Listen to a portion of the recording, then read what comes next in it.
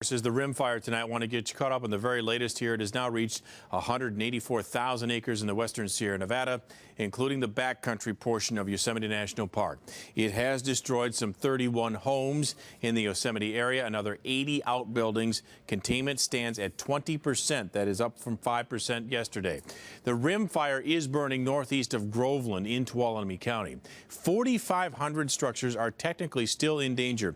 Our Nick James is live now. Nick, you went farther into Yosemite than any TV crew so far. That's right, Sam. The U.S. Forest Service was able to take us in and give us a closer look at what's happening there. And tonight, a bold proclamation from a fire official who told me as the Rim Fire continues to grow, he thinks this could end up being the largest wildfire in California's history. Dry brush and branches crackle as the roaring fire rips through a tree that went up in seconds like a matchstick. And this is one of the many spot fires that crews are dealing with along Highway 120 on the eastern edge of the fire toward Yosemite. One of the concerns also for patrols on this road is the possibility that these flames could hop across 120 and hit those trees over here that so far haven't been touched. Just up the road, the Rim Fire pushed past the boundary from the Stanislaus National Forest into Yosemite. We are the only news crew allowed this far into the park. The U.S. Forest Service took us in for a first-hand look. Firefighters have cleared space around buildings where structure protection's in place. The fire is still a few miles away from this spot, but they're clearly taking no chances. It's a good feeling to be able to participate in this mission here.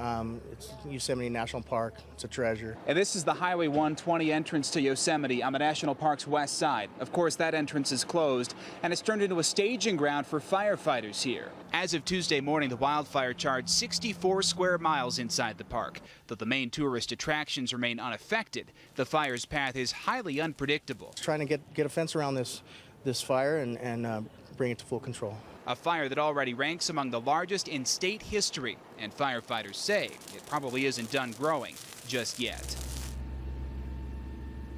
And so, as we have been saying, it's shaping up as another busy, active night for this fire on the east side and also the west side. Sam, remember that Highway 108 corridor with all those small communities where evacuation advisories remain in effect. So they're doing their best, but clearly this one's a ways away before they get it under control. That sounds like it, Nick. All right, interesting stuff. Getting deep into Yosemite tonight. Thanks very much for that. This is a color-coded map of the area where the fire has burned. We're going to show you how this has progressed over the many days in which it has burned.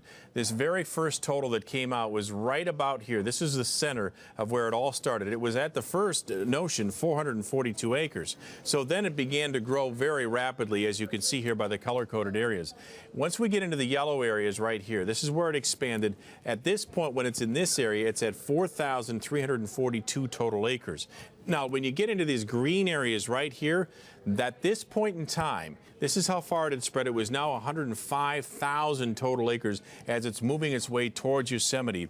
And right here, this is right at the edge, these purple colors at the very edge, it's at about 150,000 total acres. Now, Christina, we should note for viewers at home, this map is just reflective of what was taking place yesterday. Of course, it added another, almost 30,000 acres in the past 24 hours. So this shows you, this color-coded map, just how quickly and how much it has spread over the last days.